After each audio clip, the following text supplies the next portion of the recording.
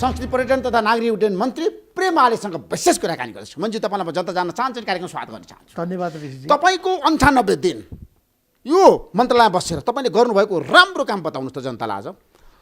धन्यवाद प्रश्नको लागि ऋषिजी। म संस्कृति पर्यटन तथा नागरिक उड्डयन मन्त्रालयको जिम्मेवारी पाइसकेपछि जुन दिनमा मैले पद बहाली गरेँ त्यही दिनमा विगतको दिनहरूमा जसरी जहाजलाई घाममा सुकाउने कामहरू भएको थियो त्यो चाहिँ बन्द हुनुपर्छ। त्यसपछि 3 करोड नेपाली जनताले अनलाइनको माध्यमबाट इन्टरनेसनल फ्लाइटको टिकट काट्न पाउनुपर्छ। जसरी हामीले अरू टिकटहरू काट्छौँ नि त्यसरी काट्न पाउनुपर्छ भनेर मैले त्यो बेलाका महानिर्देशक डिम्प्रसाद पौडेल, हुन त अहिले पनि हुनुहुन्छ तर त्यसको माथि अध्यक्ष आउनुभएको छ कार्यकारी, अनि मैले उहाँलाई भनेको थिएँ, निर्देशन दिएको थिएँ, तुरुन्त तपाईँ यो अनलाइन टिकटिङ सुरु गर्नुहोस्। अनि उहाँले मैले गरिसकेँ, मैले सूचना प्रकाशन गरिसकेँ भनेर मलाई ढाँट्नुभयो, तर उहाँले सूचना निकाल्नु भएको थिएन, किन त्यसको लागि त सफ्टवेयरमा आउनु पऱ्यो। त्यसको दोस्रो दिनमा मलाई फोन आयो, भोजपुरमा जाने फ्लाइट जानुपर्ने 8:30 बजे, त गयो कति बजे भन्दाखेरि 7 बजे गयो रहेछ, उडे रहेछ, अनि 7 जना प्यासेन्जरलाई छोड्यो। इमिडिएटली मैले एक्सन गरेँ, म आफै एयरपोर्ट पुगेर ती यात्रुहरूलाई बोलाएर र दोस्रो दिन त्यो अल्पत्रमा परेका यात्रुहरूलाई बोलाएर मैले तुरुन्त अर्को फ्लाइट भयो भने उहाँहरूलाई पठाउनुपर्छ, किन त्यो बेला दसैँको समय थियो, अनि त्यो फ्लाइट पठाउने कामहरू भयो। त्यसपछि त्यो कफी सपका समस्याहरू थियो, ट्याक्सीका समस्याहरू, यी विभिन्न खालका समस्याहरूलाई समाधान गर्नुपर्छ भन्ने मेरो मान्यता थियो। त्यसपछि लगतै तपाईँलाई थाहा छ कफी सपमा जहाँ तपाईँको चाहिने एकदमै चर्को मूल्यमा चाहिँ कफी, मिनरल वाटर, त्यसपछि खाजाहरू धेरै मूल्यमा धेरै महँगोमा पाउँथ्यो, त्यसलाई कम्तीमा कम गर्नु पऱ्यो भनेर 20% त्यो घटाउने कामहरू गरेँ मैले। त्यसपछि गएर ट्याक्सीलाई पटक पटक भन्दाखेरि पनि सुनवाई भएन। हरेक मान्छेले के भन्न थाल्यो भन्दा आज ट्याक्सीभन्दा प्लेनभन्दा ट्याक्सी महँगो भयो। त्यसपछि मैले सटल बसको सुरुवात गरेँ। जस्तो मान्नुहोस् तपाईँको धनगढीबाट काठमाडौँ आयो प्लेनमा, टिकट कति छ? सबभन्दा सस्तो फेयर 5,500 पाउँछ। तर त्यही मान्छे काठमाडौँमा प्लेनमा आइसकेपछि काठमाडौँबाट तपाईँको थानकोट जानु पऱ्यो भने ट्याक्सीले 6-7 हजार लिन्छ, मिटरमा ऊ जाँदैन। त्यसले यसलाई कन्ट्रोल गर्नुपर्छ भनेर मैले सटल बसको सुरुवात गरेँ। अहिले 3टा सटल बस सञ्चालनमा आएको छ। दैनिक 1000 देखि 1200 मान्छेले सेवा सुविधा पाइराख्नु भएको छ, एयरपोर्टदेखि तपाईँको चाहिने गोल्डन गेटसम्म। त्यसपछि गएर कामदारहरू गाउँबाट ठगिन सुरु हुन्छन् ऋषिजी। श्रमजीवीहरू, सर्वहाराहरू जो चाहिने गाउँबाट चाहिने तपाईँको चाहिने खाडी मुलुकमा जाँदाखेरि त्यहीबाट गाउँबाट ठगिने, त्यसपछि आएर म्यान पावर व्यवसायीहरूले ठग्ने, त्यसपछि एयरपोर्टमा गएर इमिग्रेसनले दुःख टेस्ट गर्दाखेरि ठगिनेहरू के कति जनताहरूलाई समस्या थियो, पिसिआर टेस्ट गर्नको लागि एयरपोर्टमा घन्टौँ कुर्नु पर्ने र पैसा पनि दोबर लिने, त्यसलाई तपाईँले रोक्नु भएन पिसिआर टेस्टमा। यी विभिन्न खालका चाहिने यो चाहिने दुःख कष्ट उनीहरूको देखिसकेपछि पिसिआरको कुरा जो भन्नुभयो तपाईँले, म आउँदै थिएँ। पिसिआरमा तपाईँको 2000 चाहिने पिसिआरको, 2000 चाहिँ ऱ्यापिड टेस्टको, 4000 हो। सुरुमा कोरोना आउँदाखेरि त्यो बेला महँगो थियो, सर्टेज भएको बेला त्यसको मूल्य बढी हुन्छ, तर अहिले त्यो सर्टेज त छैन नि। ऱ्यापिड तपाईँको 700-800मा आउँछ ऱ्यापिड टेस्ट, तर त्यो गरियो के भन्दा 2000 रुपियाँ तपाईँको ऱ्यापिड टेस्टमा, 2000 पिसिआरमा। अनि इमिडिएटली मैले यो घटाउनुपर्छ, श्रमजीवीहरूलाई चाहिँ ठग्न पाइँदैन भनेर मैले त्यहाँको डिजी, त्यो बेला राजकुमार छेत्री हुनुहुन्थ्यो, उहाँहरूलाई बोलाएर मैले निर्देशन दिएँ र तुरुन्त उहाँहरूले त्यसलाई फलो गर्नुभयो। पछि गएर त्यो 2000बाट 1200मा आयो। अब ती मजदुरहरू बिचरा चाहिने बिहान त्यहाँ पुग्दाखेरि बेलुकाको फ्लाइट, कसैको दिउँसोको फ्लाइट, दिनभरि तपाईँको बस्ने ठाउँ छैन। कम्तीमा मजदुरले खाडी मुलुकमा गएर जुन राज्यलाई उनीहरूले पठाउने रेमिटेन्स छ, त्यही रेमिटेन्सबाट आज हामी चाहिने गाडी चढिराखेका छौँ, हामीले सेवा सुविधा लिइराखेका छौँ। 20% बढी रेमिटेन्स राज्य धानिराखेको अवस्था छ। कम्तीमा उनीहरूको लागि राज्यले सोच्नुपर्छ भनेर उहाँहरूलाई चाहिने विश्राम घर मैले निर्माण गरेको छु। त्यहाँ रातो कार्पेट बिछाएर, कुर्सी राखेर, तातो पानी, चिसो पानी, कुन फ्लाइट कति बजी आउने त्यसको स्क्रिन, त्यसपछि गएर टेलिभिजन, त्यसपछि गएर तपाईँको चाहिने चार्जर, मोबाइल चार्जर मेसिन, देखि लिएर सबै चाहिने व्यवस्था गरेर उहाँहरूको लागि मैले त्यो सुरुवात गरेको छु। तपाईँले नारायटी राज दरबारको कुरा गर्न चाहन्छु। बताससम्मले रेस्टुरेन्ट खोल्नको लागि सम्झौता गर्यो र त्यो सम्झौता तपाईँले ध्वस्त पारिदिनु भयो र त्यो सबै संरचना तपाईँले भत्काइसकेपछि पूर्व पर्यटन मन्त्री योगेश भट्टराईले तपाईँमाथि गम्भीर आरोप लगाउनु भएको छ। प्रेम आलेले जे गर्नुभएको छ गलत गर्नुभएको छ। तपाईँ के भन्नुहुन्छ? अब उहाँको चाहिँ प्रतिक्रिया मैले सुने, मैले हेर्न त पाइनँ। कतिपय साथीहरूले यसरी भन्यो, योगेश भट्टराईले तपाईँमाथि खन्यो, तपाईँलाई आरोप लगायो, लन्डनमा जाँदाखेरि चाहिँ 10 बोतल रक्सी बोकेर आयो भन्ने खालको रोलेक्स घडी ल्याउनु पर्यो, रोलेक्स घडी ल्याएको भनेर मैले आइफोन सुने। बोकेर आउनु पर्यो। अझै पनि म के चुनौती दिन चाहन्छु भन्दा, जुन भिआइपी कक्षबाट म आएको छु त्यो अहिले पनि त्यहाँ चाहिने त्यो चेक गरे हुन्छ। म त्यहाँ आउँदाखेरि मेरो हातमा केही पनि छैन र रोलेक्स घडीको जुन उहाँले चाहिने 6वटा 7वटा रोलेक्स घडी आयो भने जुन उहाँले त्यो आरोप लगाउनु भएको छ, एउटा रोलेक्स घडी ल्याएको उहाँले देखाउनु पर्यो। अहिले म चाहिने यो मन्त्री पदबाट म रिजाइन गर्छु। रोलेक्स घडी, तपाईँले रोलेक्स घडी बोकेर रोलेक्स घडीको कुरा मैले गर्दैछु। 6वटा 8वटा किनेको होइन, जुन चाहिँ विगतदेखि नै यो उहाँले बनाएको एकजना धनञ्जय रेग्मी हुनुहुन्थ्यो र डिम्प्रसाद पौडेल लगायतको टिमले चाहिने मलाई बदनाम गर्नको लागि उहाँहरूले सुनियोजित रूपमा त्यो न्युज देखाउनु भएको थियो। मलाई त्यो पनि थाहा छ र उहाँहरूसँगै साँठगाँठ गरेर प्रेम आलेले हामीलाई टेर्दैन, हामीले भनेको मान्दैन, हाम्रा कर्तुत्वलाई चाहिने छोड्दैन, हामीले गरेका कमी कमजोरीलाई छोड्दैन भन्ने हेतुले उनीहरूले चाहिँ मलाई बदनाम गराउन खोजे। हेर्नुहोस्, एउटा रोलेक्स घडी भन्दैछु मैले, एउटा 7वटा 10वटा कुरा छोडिदिनु, एउटा ल्याएको छैन। एउटा रोलेक्स घडी भन्दैछु मैले। योगेशजीले, उहाँका चाहिँ मतियारहरूले 6वटा 7वटा भनेर न्युज लेखाए सुनियोजित ढङ्गले। एउटा रोलेक्स घडी चुनौतीका साथ भन्छु म।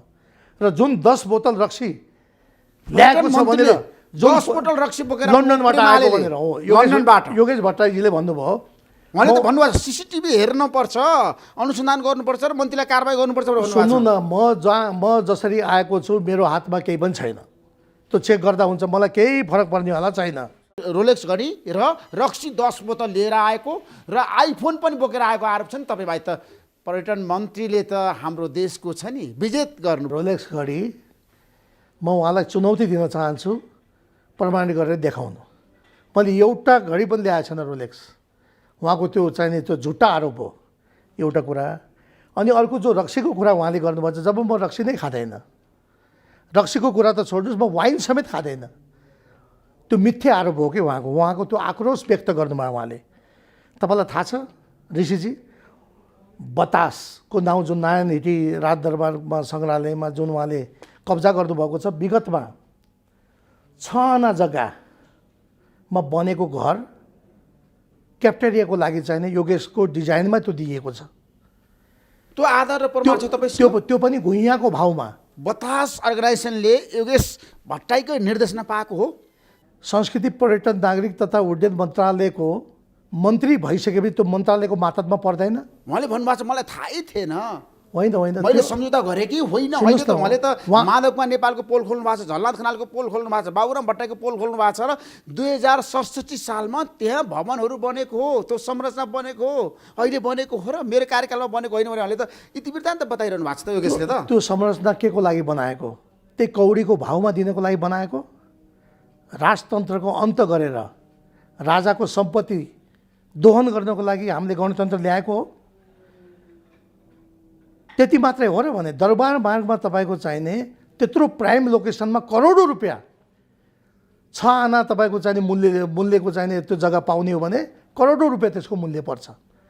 त्यस्तो ठाउँमा चाहिने 2,35,000 दरले एउटा कौडीको भाउमा जुन दिने दुस्साहस गरेको छ, सबभन्दा पहिलो कमजोरी त्यो हो। एउटा कान्तिपुरमा तपाईँले देख्नुभयो नि, उहाँले के भन्नुभएको छ, यो क्याप्टेरियाको त मैले कुरै गरेको छैन भन्नुभयो। तर त्यहाँ चाहिने त्यहाँको कार्यकारी निर्देशक भेषराज दाहालले के भन्नुभएको छ, मन्त्रीको आदेशले क्याप्टेरिया दिनुपर्छ भनेर मन्त्रीको आदेश बमोजिम गरेको छु भनेर भनेको त हेर्नुभयो नि तपाईँले। अनि त्योभन्दा अरू के चाहियो? पछि गएर उहाँको भिडियो आयो जुन समितिमा क्याप्टेरिया त्यहाँ चाहिन्छ भनेर स्वयं उहाँले भन्नुभएको छ। उहाँको एक कफी सप चाहिन्छ। सुन्नुहोस् न, पहिला सुरुमा उहाँले के भन्नुभएको छ, मैले भनेकै छैन। पछि उहाँको जब भिजुअल आयो नि त्यसपछि त उहाँले आफैले त्यो त चाहिन्छ भन्नुभयो। 6 आना मात्रै उहाँले लिएको हो बतासले लिएको 6 आना, 14 रोपनी तपाईँको अधिग्रहण गरेको छ त्यहाँ। त्यो लिन पाइन्छ? औँला दिएपछि त्यो हातै पुरा तान्न मिल्छ? तर योगेश भट्टराईले तपाईँमाथि गम्भीर आरोप के लगाउनु भएको छ भन्दाखेरि प्रेम आलेले प्रोपोगन्डा गर्नुभयो, यो राजनीतिक स्टन्ट हो। सुन्नु न ऋषिजी, त्यहाँ हाम्रो चाहिने पुरातत्व महत्त्वको चाहिने सुरुङ छ। सुरुङलाई समेत तोडमोड गरेर त्यहाँ बार चलाउने हेतुले त्यो कामहरू त्यहाँ भयो। थुप्रै टहराहरू तपाईँको चाहिने स्ट्रक्चरहरू कङ्क्रिट तपाईँको संरचनाहरू त्यहाँ निर्माण भइराखेको छ। 14 रोपनी जग्गा अधिग्रहण भएको छ। अनि त्यो कुरालाई मन्त्रालयको दायित्व हुँदैन? 3 करोड नेपाली जनताको अभिभावक भएको हैसियतले मैले त जनताले सुनाएका गुनासो आफैले नजिकबाट बुझ्दाखेरि त्यहाँ त गल्ती त देख्यो नि त। अनि त्यो हटाउँदाखेरि उहाँलाई के आपत्ति भयो त योगेशजीलाई? किन उहाँ चाहिँ त्यसरी तात्तिनु भयो? किन उहाँ त्यसरी रिसाउनु भयो? किन उहाँ जुर्मुराइराख्नु भएको छ? सायद उहाँको केही इन्ट्रेस्ट छ कि त्यसमा ऋषिजी? नारायटी दरबार सङ्ग्रहालयको हामीले कुरा गरिरहँदाखेरि त्यहाँ जुन किसिमको एउटा संरचना बन्यो नि, त्यसमा बतास समूहलाई दिनको लागि योगेश भट्टराईकै संलग्नता छ कि छैन, जनता जान्न चाहन्छ। तपाईँ आफै हेर्नुहोस् न, को थियो त्यो बेला मन्त्री? म मन्त्री भएको बेलामा मेरो मातहतको निकायहरूले कुनै कमी कमजोरी गर्यो भने त्यसको जिम्मा मैले लिन पर्छ पर्दैन? अनि उहाँ मन्त्री भएको बेलामा नारायण रीति सङ्ग्रहालय कौडीको भाउमा दिँदाखेरि उहाँकै पालामा त्यो भएको छ नि त। के मन्त्रीको त्यहाँ सिग्नेचरै गर्नुपर्छ र? नैतिक जिम्मेवारी लिन पर्छ पर्दैन मन्त्रीले? मन्त्रीको त्यो दायित्व हुन्छ कि हुँदैन? त्यहाँ राम्रो भएपछि मन्त्रीले श्रेय पाउने, त्यहाँ गलत भएपछि चाहिँ मलाई थाहा छैन भन्न मिल्छ? त्योभन्दा ननसेन्स कुरा के हुन्छ?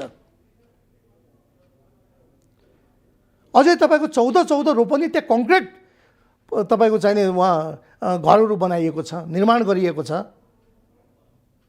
कौडीको भाउमा। अनि त्यसलाई मैले रोक्दाखेरि उहाँको टाउको किन दुख्छ?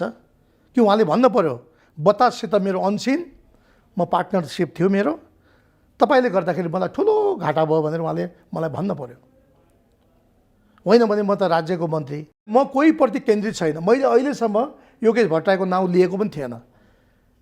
थुप्रै सञ्चार माध्यमले यो उहाँले अभिव्यक्ति दिइसकेपछि मलाई धेरै मिडियाका साथीहरूले फोन गरेर ल इन्टरभ्यू दिन पर्यो, योगेश भट्टराईले यस्तो भन्नुभयो उस्तो भन्नुभयो, तपाईँका विरुद्धमा खनिदिनु भयो भने मलाई कुनै मतलब थिएन। मैले 100 दिन नपुगेसम्म म बोल्दैन भनेको थिएँ। आज 98 दिन पुग्यो, तपाईँ आउनुभयो, तपाईँले बोल्नै पर्यो भनेपछि मैले बाध्य भएर म तपाईँको लोकप्रिय प्राइम टेलिभिजनमा बोल्न म बाध्य भएको छु। त्यो मलाई कोहीप्रति चाहिने मलाई पूर्वाग्रह छैन। मैले काम गरेँ, खालि आफ्नो ड्युटी मात्रै पुरा गरेको। मेरो पार्टीका आदरणीय नेता पूर्व प्रधानमन्त्री माधव कुमार नेपालजीले मलाई यो जिम्मेवारी सुम्पिनु भएको छ। इमान्दारीका साथ म जति महिना, जति दिन, जति घन्टा, जति मिनट, जति सेकेन्ड यो चेयरमा बस्छु, 3 करोड नेपाली जनताको मन जित्ने गरी र मेरो पार्टीको शिर ठाडो हुने गरी म काम गर्छु। यो मेरो दायित्व हो। नारायटी दरबार सङ्ग्रहालय प्रकरणमा दोषी भेषनारायण दाहाल कि योगेश भट्टराई कि अथवा बतास समूह, को हो त दोषी? ठ्याक्कै भन्नुहोस्। म अहिले संस्कृति पर्यटन तथा नागरिक उड्डयन मन्त्री छु। क्यानको डिजीले कुनै बदमासी गर्यो, त्यो जिम्मेवारी मैले लिनुपर्छ कि पर्दैन? त्यो प्रश्न योगेशजीलाई पनि सोध्नु होला तपाईँ। मन्त्रीको निर्देशन बिना तलको निकायको प्रमुखहरूले कुनै काम गर्न सक्छ? त्यो आँट गर्न सक्छ हाम्रो जस्तो देशमा? अब त्यसमा त लिखित त हुँदैन केही पनि, मौखिक आदेश हो। तलकोले कुरो पालना गर्नुपर्छ। मिलोमतमा भएको हो यो धन्दा, यस्तो भन्न मिल्छ। त्यसो मिलोमतमा सबै कामहरू भयो। करेक्ट। दोषी तिनैजना हो, आनन्दराज बतास, योगेश भट्टराई र भेषनारायण दाहाल। कोही पर्दाभित्र छन्, कोही पर्दा बाहिर छन्। अझै म आनन्दराज बतासको तपाईँले बारम्बार कुरा गर्नु, म त उहाँलाई चिन्दा पनि चिन्दैन। उहाँ एउटा व्यवसाय हो भनेर मैले सुने, त्यो घटना भइसकेपछि। उहाँको पनि म उहाँभन्दा पनि बढी चाहिने दिनेको गल्ती छ कि त्यहाँ। सरकारको भेषनारायण दाहाल एउटा राजनीतिक नियुक्तिमा उहाँ जानुभएको छ, राज्यको सुविधा सेवा सुविधा उहाँले लिनुभएको छ, राज्यको मन्त्री जिम्मेवार ठाउँमा छ, ध्यान दिनुपर्ने त उहाँहरूले हो नि। अब व्यापारीको त के छ र, टेन्डर निकालेपछि उनीहरू जहाँ पनि सस्तोमा लिन खोज्छन्, जहाँ पनि मिलाउन खोज्छन्। जो जिम्मेवारी व्यक्ति हो उसले ध्यान दिनु पऱ्यो त्यसमा ऋषिजी। व्यापारी त फाइदाको लागि गर्ने हो। त व्यापारी भन्दा पनि दोषी हामी जो चाहिने जिम्मेवारीमा बसेका थियौँ, हाम्रो गल्ती छ के यसमा। होइन आनन्द बतासले मसँग के भन्नुभयो भन्दाखेरि मैले त सबै प्रक्रिया पुर्याएर चाहिँ लिएको हुँ, टेन्डर हालेर लिएको हुँ, यसमा मेरो कुनै पनि कमी कमजोरी छैन, म जस्तो सुकै सजाय भोग्न पनि तयार छु भनेर उहाँले भन्नुभएको छ। तपाईँ के भन्नुहुन्छ? त्यो त यस्तो छ, मैले अघि पनि भने नि तपाईँलाई 6 आना टेन्डर लिँदाखेरि तपाईँको चाहिने कोभिडले थिला परेको हाम्रो नेपाल विश्व नै चाहिने आक्रान्त परेको बेलामा त्यही मौका छोपेर त्यही बेलामा टेन्डर निकाल्नु, कसैलाई थाहा नहुनु, एउटै कम्पनीको 3टा फर्म बनाएर मिलोमतोमा टेन्डर हाल्नु, त्यसपछि गएर त्यो लिजमा लिनु कौडीको भाउमा, यहीँबाट देखिन्छ नि सेटिङको कुरा त। फेरि एउटै कम्पनीभित्र एउटै चाहिने कम्पनीभित्र भएका पार्टनरहरूको कम्पनी छ 3टा, अनि 3टाले मिलेर लिँदाखेरि त्यसमा चाहिने त्यो त सामान्य व्यक्तिले पनि थाहा पाउने कुरा हो त्यो। होइन, सरकारी संयन्त्रको कमी कमजोरीको कारणले गर्दाखेरि नारायणी दरबार सङ्ग्रहालय प्रकरण अहिले आयो नि त। दोषी त सरकारी कर्मचारी हो। र्याल चुहाउने मान्छे पनि होला नि त्यहाँ त, र्याल चुहाउने मान्छे। अब यही हो मौका। अब फेरि आउँछ कि आउँदैन थाहा छैन भनेर मौका छोप्ने मान्छेहरू पनि हुन्छन् त। राजनीति भनेको म त हेर्नुहोस् ऋषिजी, म त इमान्दारीका साथ भन्छु, राजनीति भनेको सेवा हो। नितान्त हामी सेवा गर्न आएका छौँ, म आएछु। त कोही त यसैलाई पेसा बनाइदिन्छ, त्यसलाई के भन्नुहुन्छ तपाईँ? पेसा र सेवामा त फरक छ नि। होइन, तपाईँ जनताको सेवा गर्न मन्त्री बन्नुभएको छ होइन। आजको दिनमा भ्रष्टाचार नियन्त्रण गर्नको लागि धेरै गाह्रो छ प्रेमाले चाहिँ। हाम्रो देशमा कमिसन तन्त्रको सञ्जाल यति गहिराइमा गएको छ, यति उसको निकटता छ, माफियाहरूको छ नि जताततै बिगबिगी छ। यो अवस्थामा तपाईँले पर्यटन मन्त्रालयमा यो माफिया तन्त्रलाई तोड्न सक्नुहुन्छ? रमाइलो कुरा सुन्नुहोस्, विगतमा पदमार्गको नाममा पर्यटन विभागबाट 15-20 करोड बजेट जान्थ्यो। एउटा ठेक्का कसरी निकालियो भन्दा ढुङ्गा छाप्ने, ढुङ्गा लगाउने, ढुङ्गामाथि मान्छे पैदल हिँड्ने ट्रेकिङको लागि एउटा टेन्डर निकाल्यो। एउटा ठेकेदारले लोवेस्ट बिड गर्यो, उसको नाममा ठेक्का भयो, उसले आफ्नो काम सम्पन्न गर्यो, भुक्तानी लियो, गयो। दोस्रो साल फेरि बजेट आयो, जसले ढुङ्गा छापेछ उसले मात्रै ढुङ्गा ठेक्का लिन पाउने भने। ढुङ्गा त एउटा मान्छेले छापेको थियो, अरू कसैले छापेको छैन। अनि त्यही मान्छेलाई सेटिङमा फुल रेटमा तपाईँको चाहिँ ठेक्का दिइयो, अनि काम सक्यो, बाँडेर खाए। तेस्रो वर्षमा फेरि ठेक्का निकाल्यो, जसले ढुङ्गा छापेको छ उसले मात्रै छाप्न पाउने, उसले मात्रै ठेक्का लिन पाउने भन्यो। चौथो वर्ष पनि ठेक्का उसैको भयो। जब म आएँ अनि त्यो सूचना मलाई भयो, त्यसपछि मैले पर्यटन विभागको डिजी साहबलाई बोलाएँ, उहाँ त बिचरा भर्खरै जानुभएको थियो। त्यसपछि त्यहाँको कार्यकारी अधिकृत इन्जिनियरलाई बोलाएँ, प्रमुखलाई, त्यसपछि सचिवलाई बोलाएँ। त्यो बेला हाम्रो यादव कोइराला हुनुहुन्थ्यो। के हो यो, किन यस्तो सेटिङ? कम्तीमा ठेक्का निकालेपछि मान्छे प्रतिस्पर्धा गऱ्यो भने 50% घटे पनि 50% त बच्यो नि, फेरि अगाडि काम गर्न सकिन्छ भन्दा। होइन हजुर, यो त यस्तै हो। मैले त काले मिलेर खाउँ भाले, अब आयो हाले, मैले तुरुन्त त्यो ठेक्का क्यान्सल गर्न लगाएँ मैले। भाइ यस्तो खालको सेटिङहरू। त्यस्तै तपाईँको डोमेस्टिक एयरपोर्टमा पनि सरसफाइको ठेक्का निकाल्यो। सरसफाइको टेन्डर निकाल्दाखेरि एउटाले ठेक्का हाल्यो 3 करोड 72 लाखमा, अर्कोले ठेक्का हाल्यो 3 करोड 23 लाखमा। अब ठेक्का कसले पाउनु पर्ने भन्नुहोस् त? 3 करोड 23 लाखले पाउनु पर्ने, जसले 49 लाख रुपियाँ घटिहालेको छ, तर ठेक्का उसलाई दिइन्न। ठेक्का कसलाई दिने दुस्साहस हुन्छ त्यहाँ? 3 करोड 72 लाखलाई। किन यो भन्दाखेरि स्पेसिफिकेसन। अब त्यो सरसफाइ गर्नको लागि पनि सेतो हात, कालो हात, लामो हात, छोटो हात भन्ने हुन्छ सरसफाइ गर्ने कुरा।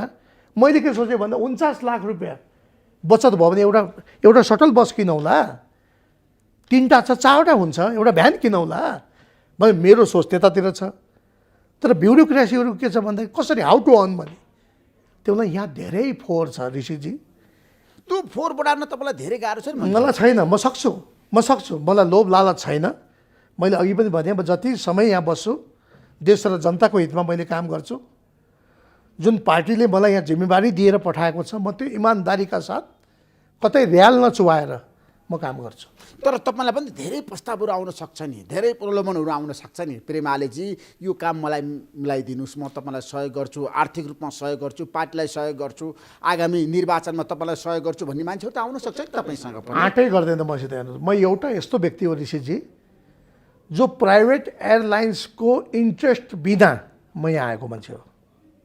मलाई माधव कुमार नेपाल मेरा पार्टीका आदरणीय नेताले मलाई यहाँ पठाएको, मलाई सम्माननीय प्रधानमन्त्रीज्यूले यहाँ पठाएको, पर्यटन मन्त्रालय आलेले राम्रो चलाउन सक्छ भनेर।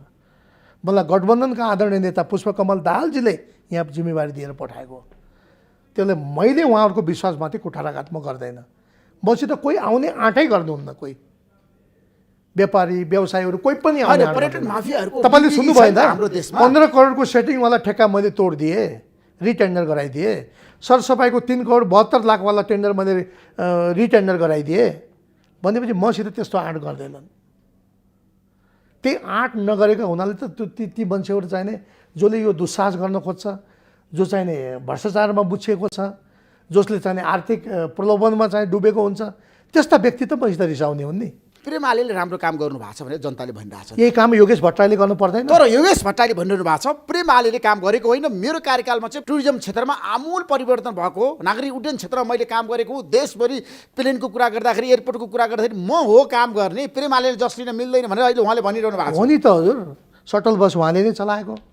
उहाँको पालामा 2000 रुपियाँ लिन्थ्यो पिसिआर र आरडिटीमा, 4000 एउटा श्रमिकबाट लिन्थ्यो, त्यो पनि उहाँको पालामा सुरु भएको, उहाँले नै घटाउनु भएको।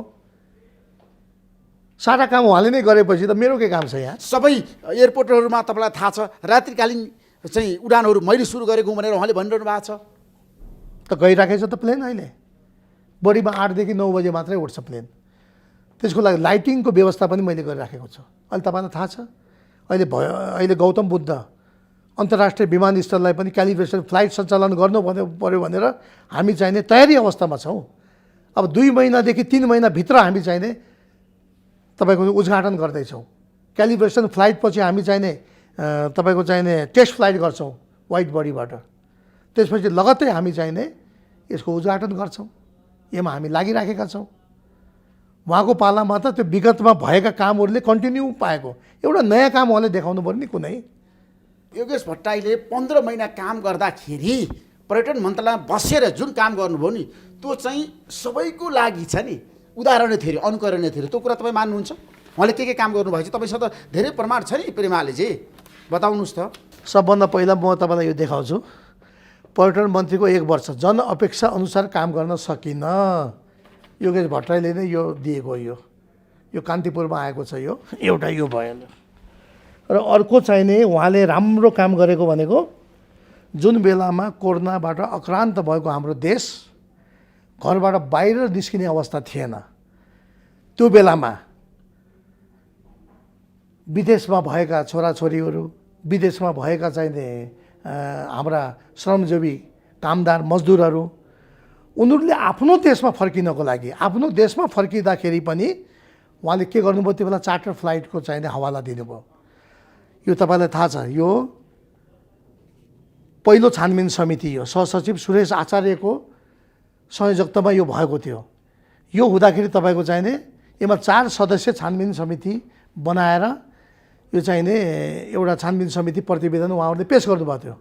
यो छानबिन समितिमा सबै कुरा स्पष्ट छ, कसरी प्लेनको फेयर लिने, कसरी भाडा लिने, कसरी ट्राभल्सलाई म्यानेज गर्ने, सबै कुरा छ। तर उहाँले यसलाई पेन्डिङमा राख्नुभयो, लुगाएर राख्नुभएको थियो। यो प्रतिवेदन सार्वजनिकै गर्नु भएन उहाँले, नम्बर 1 होइन। त्यसपछि गएर दोस्रो जब उहाँ त्यहाँबाट हट्नुभयो, उमाशङ्कर अर्गरिया जब उहाँ चाहिँ मन्त्री हुनुभयो, त्यसपछि गएर उहाँले तुरुन्त यसलाई छानबिन समितिमा आउनुभयो। उहाँले असारमा चाहिने उहाँले चाहिँ असारमा चाहिँ छानबिन समिति बनाएर यो प्रतिवेदन दिनुभयो। प्रतिवेदनमा पुरै त्यहाँ भ्रष्टाचार भएको छ, अनियमितता भएको छ।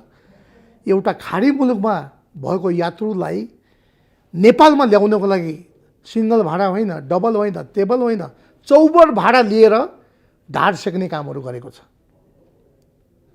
यो प्रतिवेदनले कारबाहीको लागि भनेको छ, तर कुनै सुनवाई भएको छैन। तर तपाईँले छानबिन समिति बनाउनु भएको छ नि त होइन?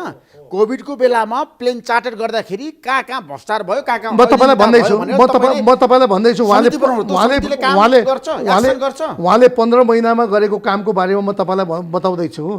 उमाशङ्कर अरगरिया पूर्व मन्त्रीज्यू, उहाँले चाहिने यो प्रस्ताव ल्याइसक्यो, यो उहाँले यो छानबिन समिति बनाइसक्यो, यो प्रतिवेदनले कारबाही गर्ने भनेको छ, तर कुनै सुनवाई भएन।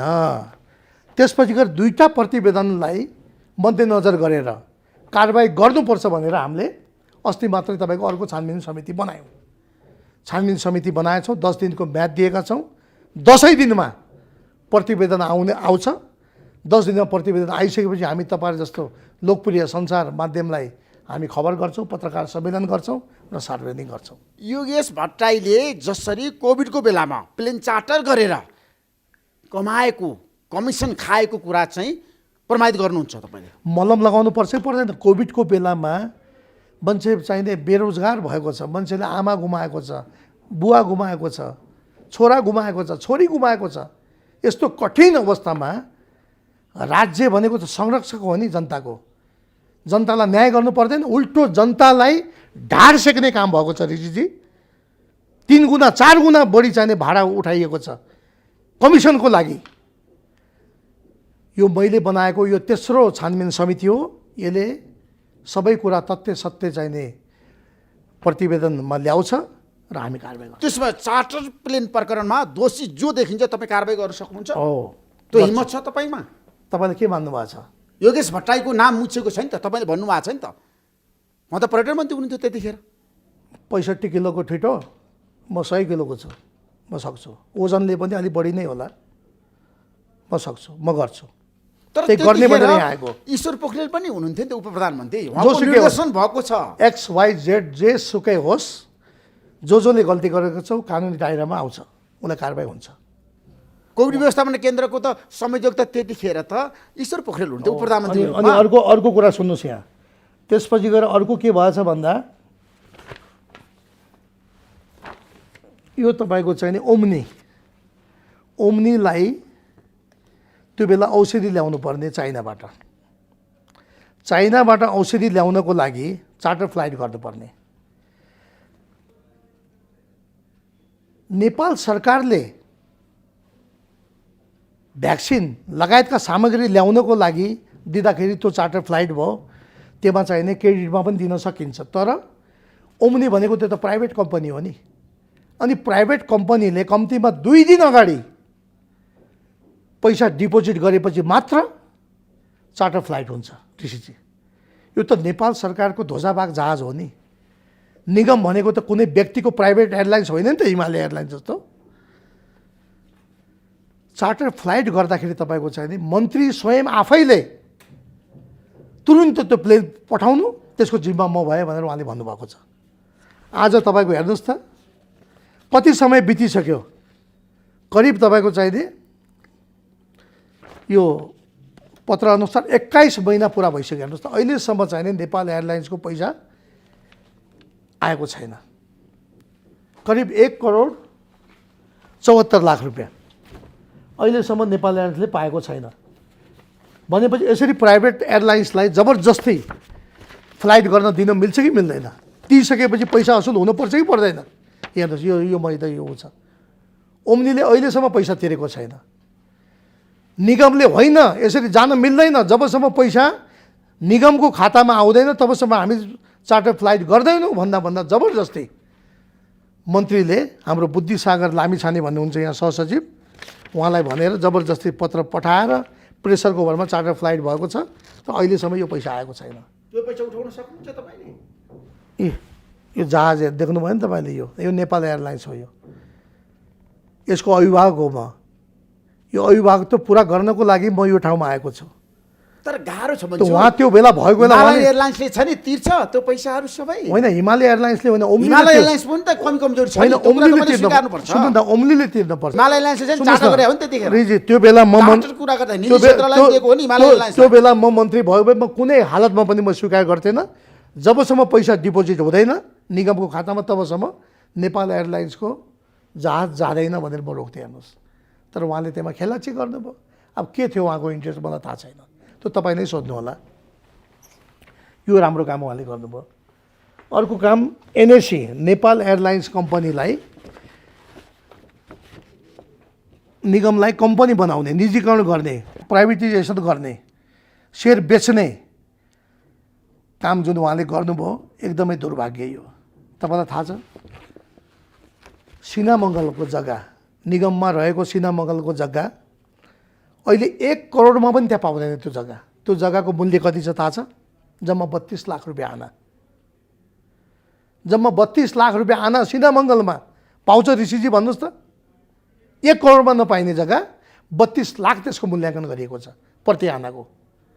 त्यसपछि न्यु रोडमा भएको हाम्रो निगमको कार्यालय, न्यु रोड जस्तो सेन्टरमा जहाँ तपाईँको 10 करोडमा पनि आनाको त्यहाँ पाउँदैन, जग्गै छैन त्यहाँ, त्यस्तो प्राइम लोकेसनमा त्यहाँ जम्मा आनाको 2 करोड रुपियाँ मूल्याङ्कन गरिएछ। भाइ यसरी कौडीको भाउमा बेच्ने दुस्साहस जुन उहाँले गर्नुभयो यो देशको लागि दुर्भाग्य हो। त्यसपछि म आइसकेपछि मैले इमिडिएटली यो चाहिने निजीकरण गर्न मिल्दैन, यसलाई रोक्नुपर्छ भनेर मैले तुरुन्तै तपाईँको चाहिने मन्त्री स्तरीय निर्णयबाट मैले यो रोकेको अवस्था छ। अहिलेलाई यो चाहिने निजीकरण नगर्ने भनेर मैले यसलाई रोक लगाएको छु। यो उहाँले राम्रो काम गर्नुभयो। त्यसपछि गएर तपाईँको चार्टर फ्लाइटमा हिमालय एयरलाइन्सलाई चार्टर फ्लाइट उहाँले 177वटा दिनुभएको रहेछ। हिमालयन एयरलाइन्सलाई, जबकि नेपाल एयरलाइन्सलाई मात्र 140वटा। हिमालय एयरलाइन्ससित जम्मा 3वटा मात्रै न्यारो बडी जहाज छ, सानो जहाज, जम्मा 3टा। तर नेपाल एयरलाइन्ससित 2टा वाइड बडी 330, 2टा चाहिँ न्यारो बडी 320। हामीलाई कति जहाज, हाम्रो चाहिँ चार्टर कति फ्लाइट भएछ भन्दा जम्मा 140वटा। हेर्नुहोस् त। तर योगेश भट्टराईले मसँगको अन्तर्वार्ता भन्नुभयो स्पष्ट रूपमा, मैले नेपाल एयरलाइन्सलाई बढी दिएको छु, हिमालय एयरलाइन्सलाई कम दिएको छु र तथ्याङ्क गलत रूपमा आयो, मेरो आलोचना बढी भयो भनेर उहाँले बताउनु भयो। अहिले राजीनामा दिन्छु, अहिले राजीनामा दिन्छु। उहाँको भनाइ आएको छ। अहिले just now I want to resign. यदि यो सत्य हो भने हिमालय एयरलाइन्सले बढी पाएको छ कि हिमालय एयरलाइन्सले 177वटा चार्टर फ्लाइट पाएको छ, जबकि नेपाल एयरलाइन्सले ध्वजाबाग जहाज, नेपालको गौरव, जम्मा 140वटा फ्लाइट मात्रै भएको छ। उहाँले तपाईँलाई जो भनेको कुरा त तथ्यहीन कुरा हो, त्यो झुट कुरा बोल्नुभयो उहाँले। यो गर्न मिल्छ कि मिल्दैन? उहाँ हिमालय एयरलाइन्सको चाहिने मन्त्री हो कि नेपाल एयरलाइन्सको? आज 3 करोड नेपाली जनताले उहाँलाई प्रश्न गरिराखेका छन्। यतिसम्म दुस्साहस गर्न मिल्छ ऋषिजी? जबकि यसको क्षमताको हिसाबले हामी माथि छौँ, नेपाल एयरलाइन्स माथि छ। हिमालय एयरलाइन्ससित जम्मा 3टा मात्र न्यारो बडी छ, हामीसित 2टा वाइड बडी छ, 2टा न्यारो बडी छ। क्षमताको हिसाबले पनि हामी अब्बल छौँ। त्यसो योगेश भट्टराईले जुन तर्क गर्नुभयो त्यो गलत हो। सेटिङमा उहाँ सिपालु हुनुहुन्छ, एकदमै हो, गलत हो उहाँले भनेको कुरा। नेपाल एयरलाइन्सले बढी गरेको छैन, हिमालय एयरलाइन्सले बढी चार्टर गरेको थियो त्यतिखेर कोभिडको बेलामा। हो, त्यो राम्रो काम उहाँले गर्नुभयो। अर्को क्यान अन्तर्गत रहेको ग्राउन्ड ह्यान्डलिङको ग्राउन्ड ह्यान्डलिङ गर्ने भनेर उहाँले हिमालय एयरलाइन्सलाई दिनुभएको छ त्यहाँ पनि। जबकि त्यही ग्राउन्ड ह्यान्डलिङबाट हाम्रा 1000 देखि 1200 चाहिने कर्मचारीहरूले तलब खाइराख्नु भएको छ। अब त्यही ग्राउन्ड ह्यान्डलिङ अहिले सेल्फ ग्राउन्ड ह्यान्डलिङ दिने, पछि जम्मै एयरपोर्टै जिम्मा लगाउने यति एयरलाइन्सलाई, यति होल्डिङलाई। यो खालको दुस्साहस उहाँले गर्नुभयो। यही हो उहाँको राम्रो काम। अरू भनिदिउँ म तपाईँलाई उहाँको राम्रो भन्नुहोस्, आज जनतालाई बताइदिनुहोस् तपाईँ फेरि। राम्रो काम अझै सुन्नुहुन्छ तपाईँ? एकदम योगेश भट्टराईले भनिरहनु भएको छ, मैले जति काम कसैले गरेको छैन पर्यटन क्षेत्रमा नागरिक उड्डयन मन्त्री हुँदाखेरि। अर्को तपाईँलाई म उहाँको राम्रो काम देखाइदिउँ। बतासको कुरा हामीले गरिराख्दा म फेरि पनि भन्छु, बतासको केही दोष छैन। व्यापारीले आनन्दराज बतासको कुनै कमी कमजोरी छैन। बतासले जहाँ सस्तो, जहाँ चाहिने सुलभ, जहाँ चाहिँ 2 पैसा बढी फाइदा हुन्छ, व्यापारीले पैसा त्यहाँ लगाउने हो। त्यो त दिने नदिने, गलत गर्ने नगर्ने, त्यो त हाम्रो माथि भर पर्छ। यहाँ इमानको कुरा छ, इमान नैतिकताको प्रश्न खडा हुन्छ ऋषिजी। बतास अर्गनाइजेसन, बतासको सिओ को थाहा छ तपाईँलाई? आइचर गाडी बेच्ने डिम प्रसाद पौडेल। बताससँग जोडिएको डिम प्रसाद पौडेललाई पूर्व मन्त्री योगेश भट्टराईजीले डिम्प्रसाद पौडेललाई ल्याएर के गर्नुभयो, निगमको चाहिँ महानिर्देशक बनाउनु भयो। थाहा छ नि तपाईँलाई, बतासकै मान्छेलाई ल्याएर महानिर्देशक बनाउनु भयो। त्यसपछि धनञ्जय रेग्मी, डाक्टर धनञ्जय रेग्मी पर्यटन बोर्डको चाहिने उहाँलाई सिओ बनाइदिनु भयो। सिओ र तपाईँको धनञ्जय रेग्मी, त्यसपछि गएर तपाईँको चाहिने हाम्रो डिम्प्रसाद पौडेल र बतास, यी त सँगै पार्टनर हुन् सबै तिनैजना। तिनटैलाई ल्याएर तिन ठाउँमा चाहिने उहाँले राख्नुभयो कि कस्तो सेटिङ हेर्नुहोस् न मजाको। त्यही पनि क्यापेबल भयो हुन्थ्यो, क्यापेबल पनि छैन कि यत्रो चाहिने निगममा काम गर्ने मान्छे, सक्षम मान्छे, योग्य मान्छे, विज्ञ मान्छे कोही पनि छैन हाम्रो देशमा। एउटा व्यापारीलाई ल्याएर त्यहाँ राख्नुपर्छ त्यो ठाउँमा। अन्य मान्छे, विज्ञ मान्छे हुँदा पनि उहाँले ल्याउनु भएन कि। तर योगेश भट्टराईको भनाइ के छ भन्दाखेरि म पर्यटन मन्त्रीबाट हटिसकेपछि बतास समूहसँग आधिकारिक सम्झौता भएको छ, मेरो कार्यकालमा भएको होइन भनेर उहाँले त दलिल प्रस्तुत गर्नुभएको छ। फेरि झुट बोल्नुभयो उहाँले। 6 आना जग्गा जहाँ चाहिँ तपाईँको चाहिँ त्यो घर बनेको छ उहाँकै पालामा भएको भने तपाईँ अहिले गएर सोध्नुहोस् न, डकुमेन्ट माग्नुहोस् न। तपाईँ दुधको दुध पानीको पानी भइहाल्छ नि। अनि उहाँको पालामा नभएर कि मेरो पालामा भएको त उहाँकै पालामा त भएको नि। योगेश भट्टराई पर्यटन मन्त्रीबाट हटिसकेपछि सम्झौता भएको अरे बतास समूहसँग नारायणी दरबार सङ्ग्रहालयमा रेस्टुरेन्ट खोल्नको लागि अनुमति दिने काम। त्यसमा कति सत्यता छ? त्यो उहाँकै पालामा भएको छ, योगेश भट्टराईकै पालामा भएको उहाँले भन्नुभएको छ। त्यो भेषनाथ दाहालले भनेको कुरा तपाईँले सुन्नु भएन? स्पष्ट रूपमा उहाँले भन्नुभएको छ। उहाँको सिग्नेचर मात्रै नभएको कि निर्देशन जम्मै उहाँकै भएको। अहिले मेरो मातहतको कर्मचारी कसैले गलत गर्यो भने त्यसको दायित्व मैले लिनु पर्दैन, मैले त्यहाँबाट पन्छिन मिल्छ, उहाँकै पालामा त्यो भएको। तर योगेशको भनाइ के छ भने तपाईँले त चिन्नु भएको छ, जान्नु भएको छ, तपाईँ त सँगै क्याबिनेटमा रहनुभयो होइन, योगेशसँग केही समय रहनुभयो। उहाँसित रहेन म। उहाँलाई चाहिँ माधव नेपाल र केपी ओली एमालेको पार्टी अध्यक्ष, उहाँहरू दुईजनाले मन्त्री बनाउनु भयो। मन्त्री बनाइसकेपछि कतिपय राम्रा कामहरू, राम्रा सुझावहरू माधव नेपालले दिँदा पनि उहाँले मान्नु भएन। उहाँ अर्कै बाटो हिँडिहाल्नु भयो मन्त्री भइसकेपछि। किनभने मैले सुनेअनुसार दरबार मार्गमा एउटा होटल छ, त्यो होटलभित्र पनि उहाँले चुनावको बेलामा अब पर्यटन मन्त्री हुन्छ, मलाई 1 करोड ल्याऊ भनेर पैसा पनि माग्नु भएको छ उहाँले। त्यो कुरा पनि म कहाँ आएको छ। पर्यटन मन्त्री म हुन्छु, पर्यटन मन्त्री भइसकेपछि म तपाईँहरूको काम गरिदिन्छु भनेर उहाँले भन्नुभएको छ। योगेश भट्टराईजीको भनाइ के छ भन्दाखेरि नारायणी दरबार सङ्ग्रहालय प्रकरणमा मेरो कुनै दोष छैन, म निर्दोष छु, तपाईँलाई चुनौती दिन्छु भन्नुभएको छ प्रेमालेलाई। उहाँले स्पष्ट रूपमा भन्नुभएको छ यदि प्रमाणित गर्न सक्नु भएन भने उहाँले मन्त्री छोड्नुपर्छ भन्नुभएको छ। तपाईँ के भन्नुहुन्छ? चुनौती दिने उहाँको हैसियत छ? के नाकले उहाँले मलाई चुनौती दिनुहुन्छ? के म उहाँको कार्यकर्ता हो र उहाँले मलाई चुनौती दिने? यी जम्मै मैले तथ्य सत्य तपाईँलाई सबै राखिदिएको छु त यहाँ। क्यानमा चाहिने हिमालय एयरलाइन्सलाई चाहिँ तपाईँको सेल्फ ग्राउन्ड ह्यान्डलिङको उहाँले दिनुभएको छ निर्णय गरेर। त्यसपछि गएर तपाईँ नारायणी उहाँले दिनुभएको छ। त्यसपछि चार्टर फ्लाइटमा चाहिँ कमिसनको धन्दा भएको छ। यी विभिन्न तपाईँलाई मैले डकुमेन्ट सहित दिइराखेको छु ऋषिजी। के चुनौती दिने उहाँले मलाई? त्यो चुनौती दिने उहाँको हैसियत छ? उहाँले 16 महिना 17 महिनामा गर्न नसक्ने काम मैले 3 महिनामा गरेर देखाउँदा उहाँलाई त्यो डाहा भएको छ।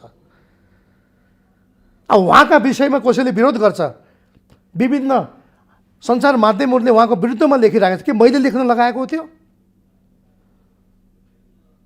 पत्रकार त्यति असक्षम छन्, जनताले त्यो कुरा थाहा पाउँदैन। मैले राम्रो काम गरेको हुनाले त्यसको प्रशंसा भयो होला। मैले नराम्रो काम गर्न साथ कसले प्रशंसा गर्छ? त्यो त गलतलाई त गलतै भन्नुपर्छ। त्यो म प्रतिको डाहा हो उहाँको। तर योगेशजीको भनाइ के छ भने बतास समूहले चाहिँ नारायणी सङ्ग्रहालयभित्र छ नि रेस्टुरेन्ट खोल्ने जुन अनुमति पायो त्यो पनि मलाई पछि मात्रै थाहा भयो, अहिले भर्खरै थाहा भयो, मलाई थाहै थिएन बतास समूहलाई दिएको भन्ने कुरा भनेर उहाँले भनिरहनु भएको छ क्या। म कुन दिन चाहिँ म पर्यटन मन्त्री भएको पनि मलाई थाहा छैन भन्नु होला तपाईँलाई। उहाँलाई के थाहा हुन्छ त? थाहा पाउनु पऱ्यो नि त। म संस्कृति पर्यटन तथा नागरिक उड्डयन मन्त्री भइसकेपछि मेरा मातहतका निकायहरू कसरी चलायमान भएछ, के काम गर्छ मैले थाहा पाउनु पऱ्यो नि त। अनि थाहा नपाउनेले किन मन्त्री हुने? 17 महिनासम्म थाहा नहुने कुरा हुन्छ भने यहाँ होइन राजनीतिक नेतृत्वलाई कारबाही गर्न सकिन्छ, धेरै गाह्रो छ। योगेश भट्टराईले यदि गल्ती गरेको तपाईँले देख्नुभयो, प्रमाणित भयो भने कारबाही गर्न सक्नुहुन्छ उहाँलाई? कारबाही नगर्ने कुरा हुन्छ र भने कसैलाई छुट हुँदैन, मलाई पनि छुट हुँदैन।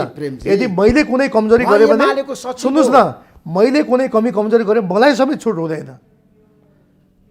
जसले गल्ती गर्छ गल्ती गरेकोलाई त कारबाही त हुन्छ, कानुन बमोजिम कारबाही हुन्छ। अहिले हामीले चाहिँ यो चार्टर फ्लाइटको पहिलो प्रतिवेदन आउँदाखेरि उहाँले आफैले लुगाउनु भयो। दोस्रो प्रतिवेदन मैले धौधौ खोजेर ल्याएँ, पहिलो प्रतिवेदन खोजेर ल्याएँ। अब हामी तेस्रो प्रतिवेदन हामी ल्याउँदैछौँ। होइन, तपाईँले छानबिन समिति गठन गर्नुभएको गरिसकेँ। त्यसले तेस्रो प्रतिवेदन सार्वजनिक गरेकै दिन तपाईँ एक्सन गर्नुहुन्छ? एक्सन गर्छौँ।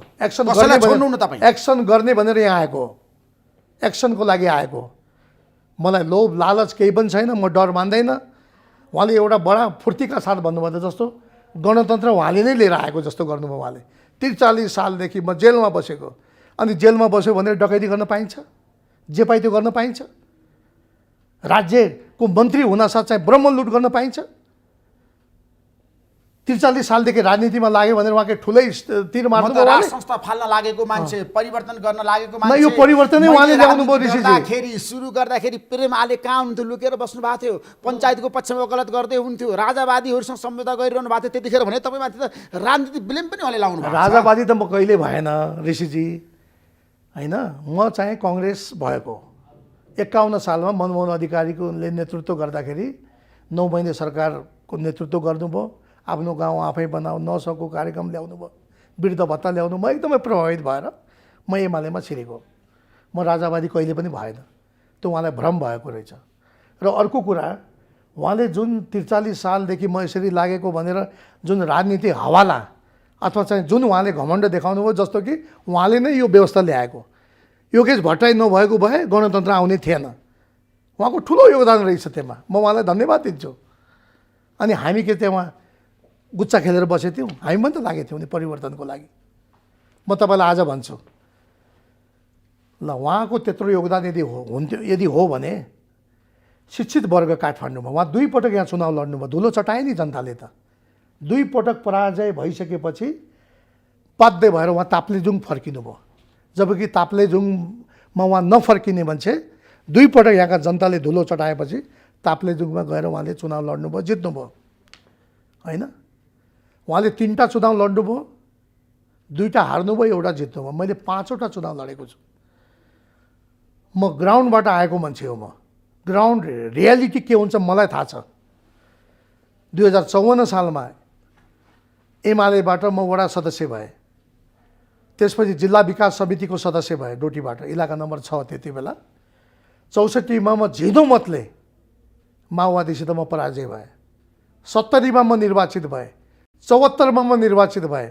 अब आउने निर्वाचनमा पनि म निर्वाचित हुन्छु, यो मैले ठोक्वा गरेँ। तर उहाँले जुन चाहिँ धाक, जुन चाहिँ आफ्नो रवाब देखाउनु भएको छ, हेरौँ आउने निर्वाचनमा उहाँको के हालत हुन्छ।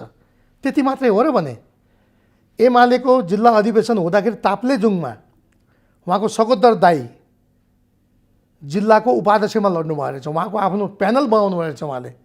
त्यो उहाँको प्यानल स्वाटै धुलो चाट्यो। केपी ओलीको प्यानल जित्यो त्यहाँ ताप्लेजुङमा। अनि त्यही झोकमा उहाँ यहाँ काठमाडौँ आउनुभयो, त्यही झोकमा उहाँले यहाँ इन्टरभ्यू दिनुभयो। मैले त अहिलेसम्म उहाँको विषयमा केही भनेको थिएन नि।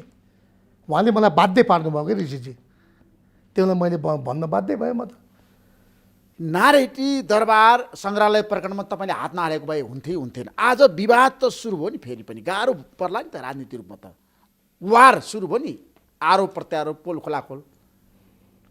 वारको कुरा होइन, मैले जायज काम गरेको छु, मैले गलत प्रवृत्तिलाई हटाउने काम गरेको छु, अन्यायका विरुद्धमा मैले लडेको छु, सेटिङ मैले तोडेको छु। एउटा ऐतिहासिक सङ्ग्रहालयलाई एउटा चाहिने होटल रेस्टुरेन्ट बनाउने त्यो काम मैले बन्द गरेको छु। होटल रेस्टुरेन्ट त लेखेको छैन नि। 14 रोपनी के को लागि कब्जा गरेको त ऋषिजी? म कच्चोटी भनौँ तपाईँलाई, के को बगैँचा त्यत्रो स्ट्रक्चर देख्नुहुन्न तपाईँ?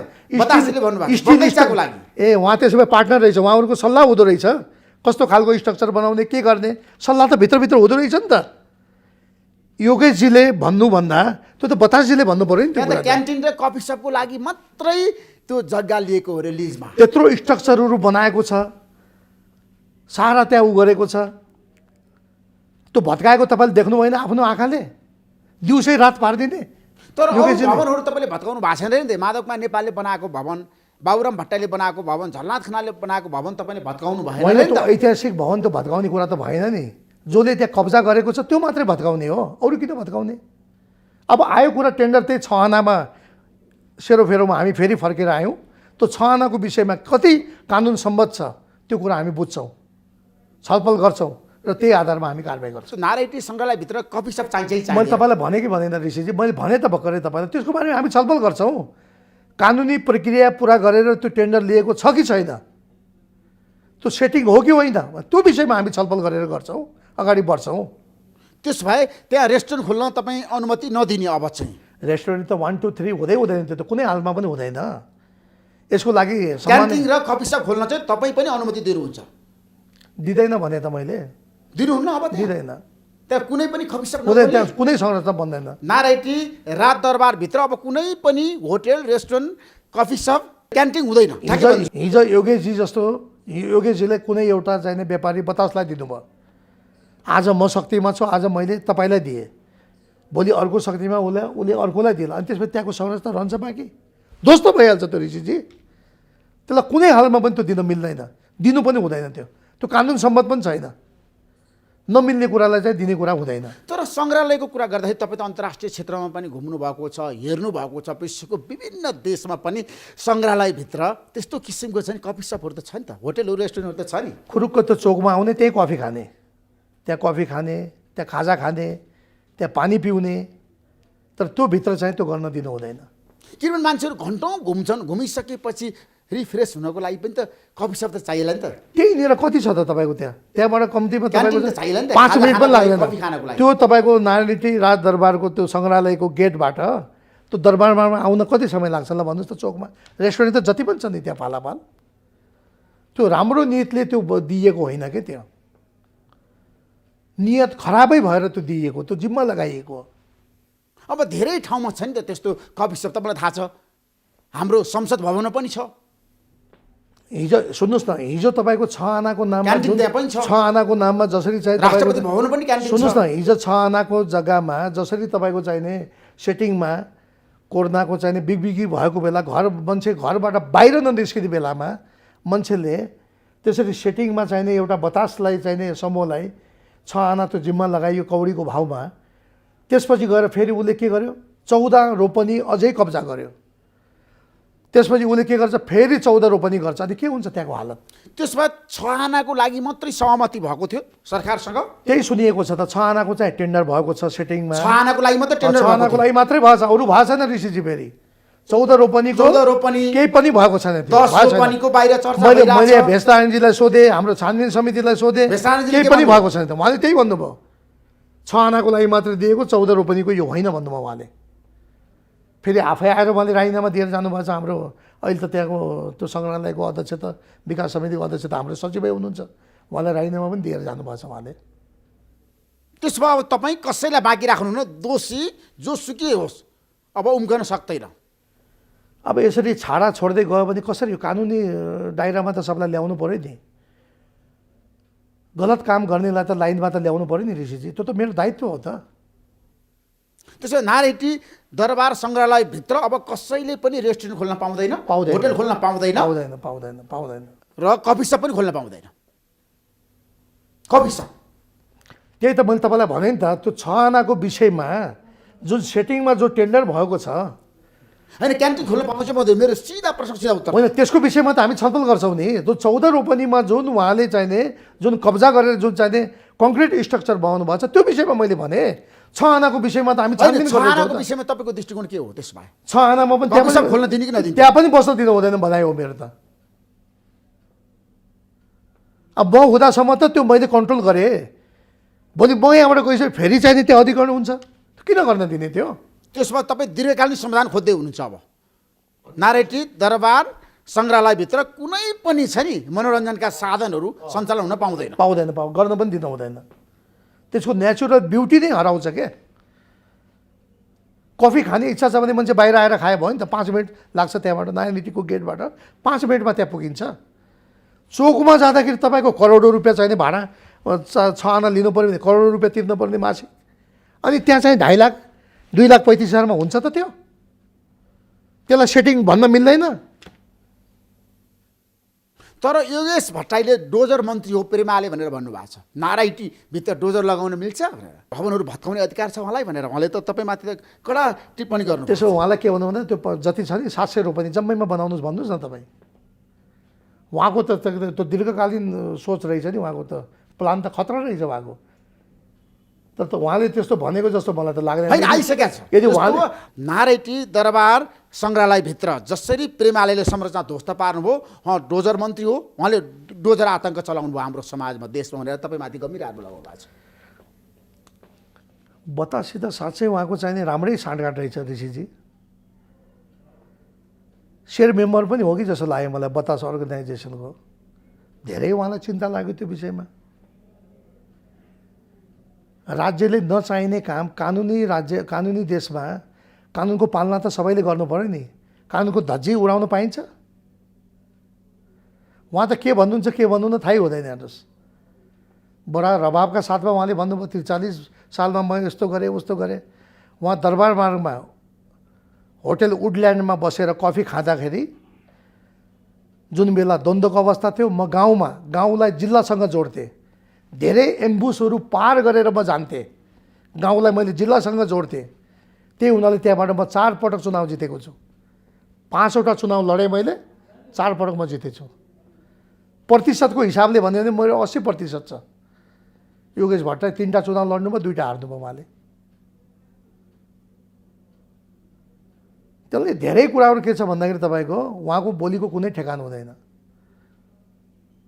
उहाँले जति पनि काम गर्नुभयो, आफू मन्त्री भएको बेला केही काम नगरेर अर्काले गरेको काम उहाँलाई त्यो असह्य भयो। योगेश भट्टराईजीको एउटा तर्क के छ भन्दाखेरि, म राजनीति गर्दाखेरि प्रेमाले चाहिँ काठ तस्करी गर्नुहुन्थ्यो, भारतमा काठ तस्करी गरेर बस्नुहुन्थ्यो, निकासी गर्नुहुन्थ्यो, नेपालको वन जङ्गल सखा पार्नुहुन्थ्यो, उहाँ तस्कर हो भनेर उहाँले भन्नुभएको छ। तपाईँ के भन्नुहुन्छ? सुन्नु न, पहिला पनि एकपटक एकजना हाम्रो नेताले भन्नुभएको थियो, मैले त्यो बेला प्रमाणसहित तपाईँलाई मैले देखाएँ।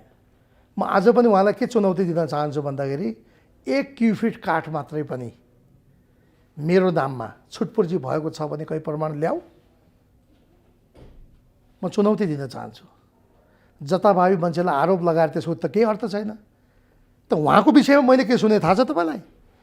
जुन बेलामा द्वन्द्व चर्किराखेको थियो, माओवादी साथीहरू चाहिँ भूमिगत हुनुहुन्थ्यो, सेना र माओवादीको बिचमा वार भइराखेको थियो, त्यो बेलामा उहाँ खजानासहित उहाँले चाहिँ 2 नम्बरी गर्नुहुन्थ्यो। उहाँ त ताप्लेजुङबाट लुरु आएको त हो नि काठमाडौँमा, त्यही खजाना बेचेर उहाँले काठमाडौँमा घर बनाउनु भएको छ। ऋषिजी त्यो पनि सोध्नु न उहाँलाई एकचोटि।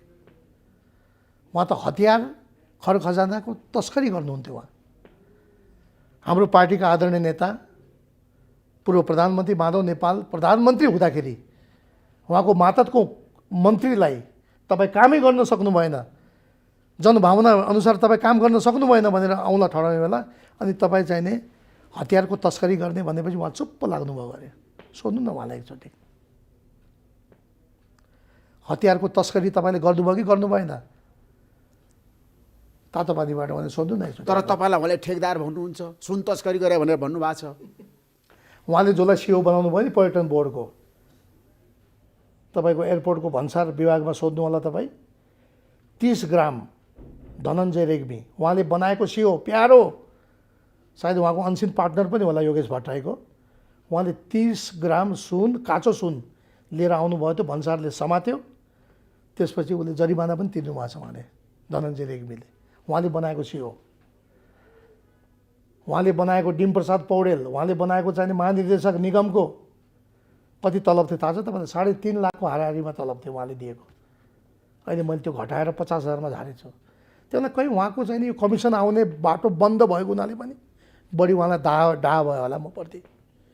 अनि जथाभावी उहाँ भनिराख्नु भएछ, भौतारी राख्नु भएको छ। योगेश भट्टराईले मैले केही पनि मानेको सामान्य भूमाफिया हो, ठेकदार हो, राजनीतिमा उसको कुनै औचित्य छैन, उसले केही गर्न सक्दैन, जनतालाई ठगिरहेछ, के भन्नुहुन्छ तपाईँ? उहाँ आफै दिपायलमा जाँदाखेरि प्रेम आलेको अर्को नाउँ पर्यावाची हो भनेर आफै भन्नुभएको छ। तर मलाई के लाग्छ ऋषिजी भन्दाखेरि नारायण नीतिमा जब मैले हात हालेँ, त्यो उहाँको ठुलै इन्ट्रेस्ट थियो क्या ऋषिजी। जब उहाँको इन्ट्रेस्टमाथि चाहिँ नि मैले तुषारापात गरिदिएँ, त्यसपछि उहाँलाई बढी रिस उठ्यो। अनि भएन भने भएभरिका मिडियाले उहाँको विरुद्धमा लेखिदियो। देश विदेशका सञ्चारकर्मीदेखि लिएर सबै ट्विटरमा, उसमा, फेसबुकमा, त्यो उहाँलाई बढी चाहिँ त्यसमा चाहिने रिस पनि भयो। मेरो कुनै फेरि सुनियोजित चाहिने यो होइन, प्लान पनि होइन, मैले आफ्नो कर्तव्य पुरा गरेको। यो त मेरो ड्युटी हो नि। भोलि मेरो ठाउँमा तपाईँ आए पनि अर्को आए पनि आफ्नो ड्युटी त पुरा गर्नु पऱ्यो नि। मैले खालि आफ्नो कर्तव्य पुरा गरेको। जस्तो मन्जु, नारायणी दरबार प्रकरणको कुरा गर्दाखेरि तपाईँले त्यहाँ सङ्ग्रहालयभित्र हात हालिसकेपछि तपाईँलाई कहाँ कहाँबाट फोन आयो? धम्की पनि आयो होला नि तपाईँलाई, त्यसो नगर यहीँबाट धम्की आएको छ। मलाई सबै नेताहरूले, शीर्ष नेताहरूले धन्यवाद दिनुभएको छ। सम्माननीय प्रधानमन्त्रीज्यूले राम्रो गर्नुभयो भने धन्यवाद दिनुभएको छ। हाम्रो पार्टीको आदरणीय अध्यक्ष माधव कुमार नेपालले मलाई धन्यवाद दिनुभएको छ। पुष्पकमल दाहाल प्रचण्ड अध्यक्षज्यूले, पूर्व प्रधानमन्त्रीज्यूले मलाई धन्यवाद दिनुभएको छ। सबै ठाउँबाट पोजिटिभ रेस्पोन्स छ। त्यसमा सबैले तपाईँको कार्यको वाह गरे। म एकदम सेटिस्फाई छु। तर यो मैले कुनै ठुलो पहाड मैले गरेको पनि छैन। मैले सामान्य कुरा हो यो त मेरो ड्युटी हो नि। मैले त आफ्नो जिम्मेवारी मात्रै पुरा गरेको हो। अब यस्तो जिम्मेवारी पुरा गर्नु यो त खालि टेलर मात्रै हो, फिल्म त अझै बाँकी छ। त्यसो प्रेमालीको यो सुरुवात मात्रै हो, यो टेलर मात्रै हो। टेलर मात्रै हो। बुझ्नुहुन्छ नि, अब एक्सन हुन बाँकी छ। यो कास्टिङ मात्रै हो, यो कास्टिङ मात्र हो, फिल्म हेर्न बाँकी छ। धेरै प्रकरणहरू आउँछन्। अब हेरौँ, फोहोरहरू धेरै छोडेर गएका छन्, त्यसलाई सफा त गर्नु पऱ्यो नि कसैले। जति मैले सक्छु मैले गर्छु, मैले नसकेको आउने मन्त्रीले गर्छ। त्यो त हाम्रो ड्युटी हो त ऋषिजी। प्रधानमन्त्री शेरबहादुर देउवाले तपाईँलाई पूर्ण रूपमा समर्थन गर्नुभएको छैन? नारायणी राजदरबार सङ्ग्रहालय प्रकरणमा तपाईँले काम गरिसकेपछि वाह वाह भनेर उहाँले नारायणीको कुरा मात्र नै, जुनसुकै काम गर्न पनि हामी स्वतन्त्र छौँ। हामीलाई कुनै हस्तक्षेप छैन। प्रधानमन्त्रीको पूर्ण समर्थन छ। सम्माननीय प्रधानमन्त्रीज्यू एकदम सेटिस्फाई हुनुहुन्छ। कुनै उहाँको हस्तक्षेप पनि छैन। हामीले काम गरिसकेपछि मैले ब्रिफिङ पनि गरेँ उहाँलाई, उहाँ एकदम सेटिस्फाई हुनुहुन्छ। भोलि अर्को एक्सन गर्नु पर्ला। सबै कुरा चाहिने मा चाहिँ कुनै चाहिँ बन्देज छैन। त्यसमा म उहाँलाई धन्यवाद पनि दिन चाहन्छु। अब बताससम्म तपाईँको विरुद्ध अदालतमा जाने रे, म छोड्दिनँ भनेर भन्नुभएको छ उहाँले। हुन्छ, त्यो त बाटो त खुला छ नि।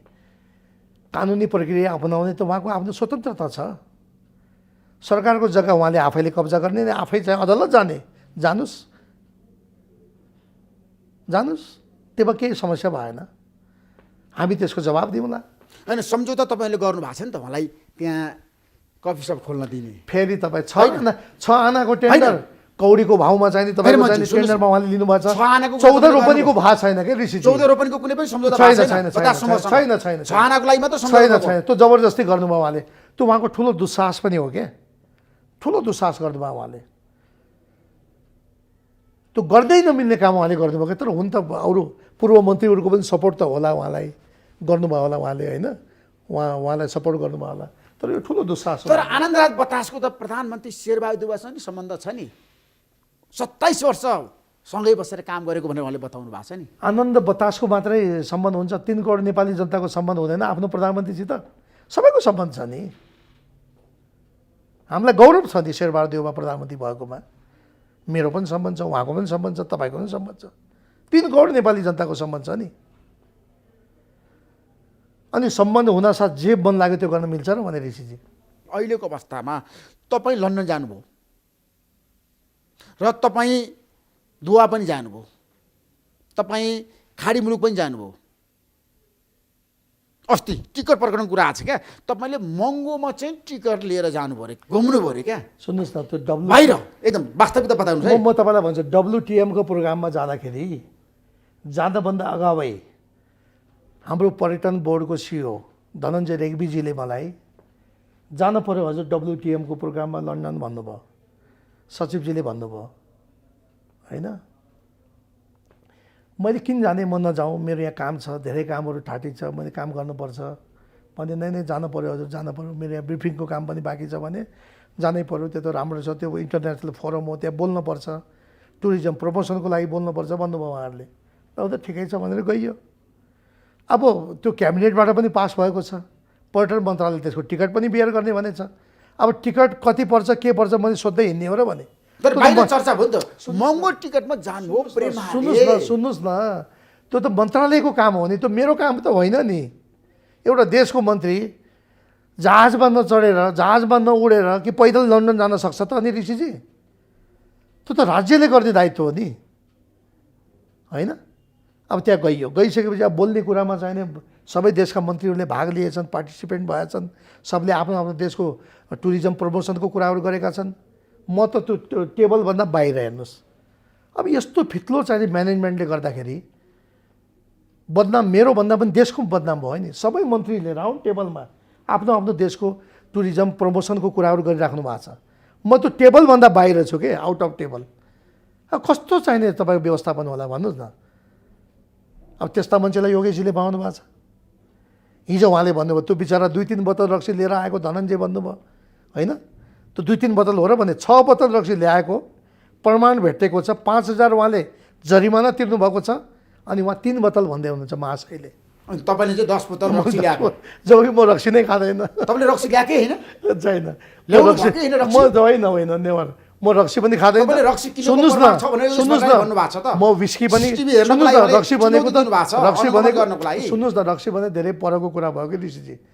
रक्सी भन्दा एकदम कम लाग्ने हुन्छ नि वाइन, म वाइन समेत त म खाँदैन।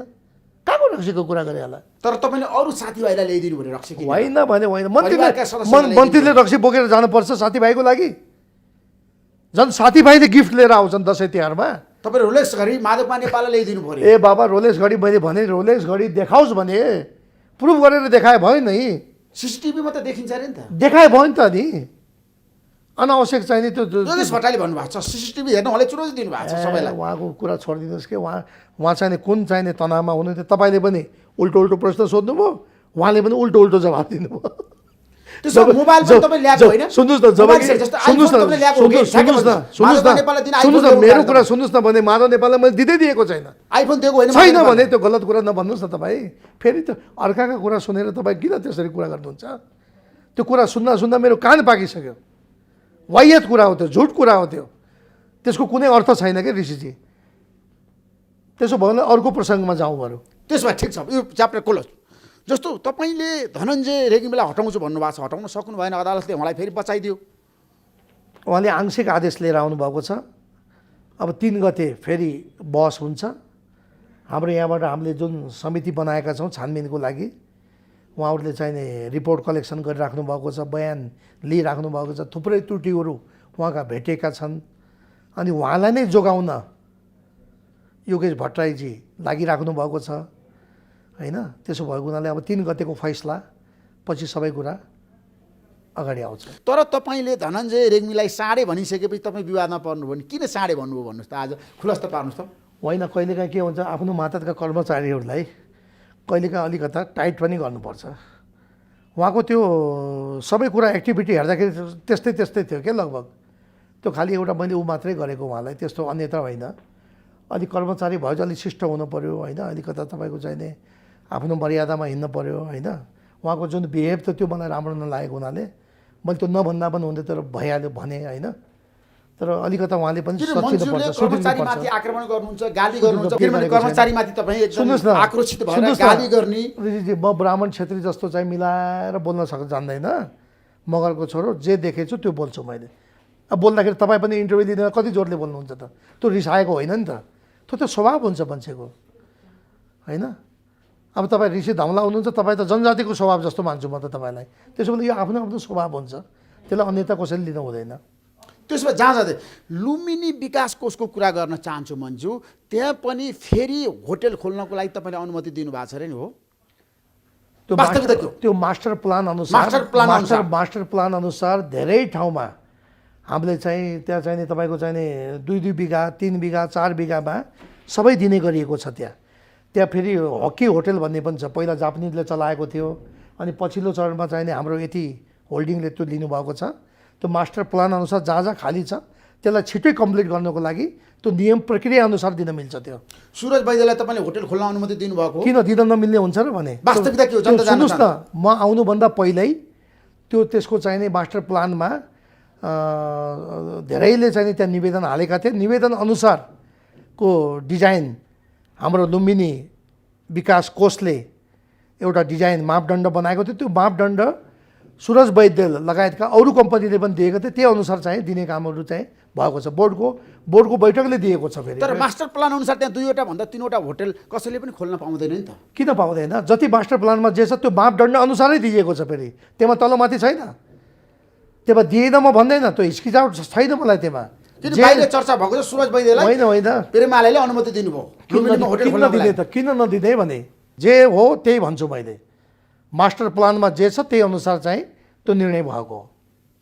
अब तपाईँ नेपाल वायुसेनालाई बचाउन सक्नुहुन्छ? अहिले घाटामा छ नि। विगतमा म नहुँदाखेरि जब तपाईँको चाहिने यो न्यारो बडी वाइड बडी 4 घन्टा 5 घन्टा भन्दा बढी उड्थेन। म आइसकेपछि अहिले हेर्नुहोस् त 10 घन्टा 12 घन्टा उडान भरिराखेको छ। त्यसलाई 18 घन्टा कसरी पुर्याउने भनेर हामी गृह कार्य गरिराखेका छौँ। 63 वर्षको इतिहासमा गुड फर डेन्जरस क्यारी गर्नको लागि हामीले त्यो निर्णय गरेका छौँ, त्यो सम्झौता गरेका छौँ, त्यो स्वीकृति हामीले पाएका छौँ। भोलि वाइड बडीमा तपाईँको चाहिने जहाज चाहिँ युरोपमा जाँदाखेरि अथवा चाहिने कुनै अन्य देशमा जाँदाखेरि त्यो जहाज यदि खाली भयो भने त्यसमा चाहिँ हामी तपाईँको कार्गो पनि बोकेर ल्याउन सक्छौँ।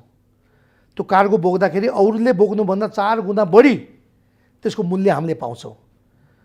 त्यो हुनाले हामी सुधार उन्मुख छौँ, हामी सुधार्दै गइराखेका छौँ। तपाईँको एक्सन केमा हुन्छ बताउनुहोस्, जनता जान्न चाहन्छ। होइन, मैले तपाईँलाई भनिसकेँ ऋषिजी, होइन अब यो टेलर मात्रै हो।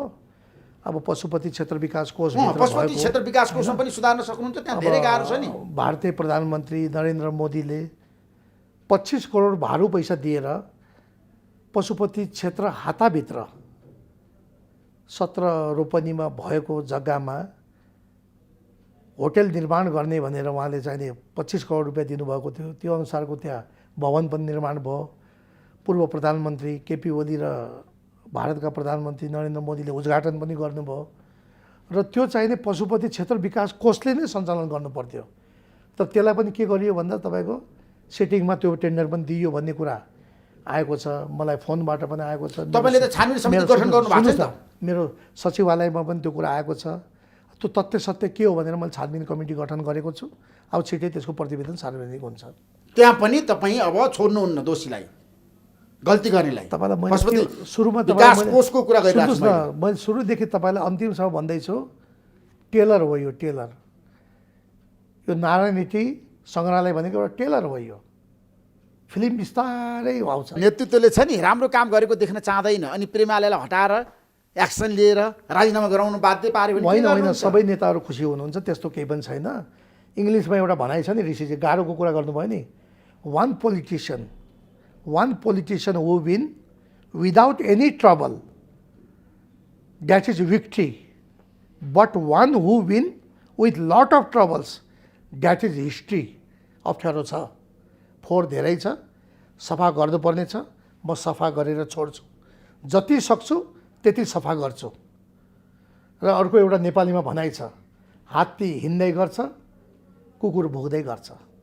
बस मैले आफ्नो ड्युटी पुरा गर्ने हो। थ्याङ्क यू सो मच भन्छु। धन्यवाद। तपाईँलाई बधाई छ, सफलताको शुभकामना छ। राम्रो काम गर्नुहोस् र एक्सन ओरिएन्टेड मन्त्रीको रूपमा देखिनुहोस् जनताको बेचमा। हस्, नमस्कार।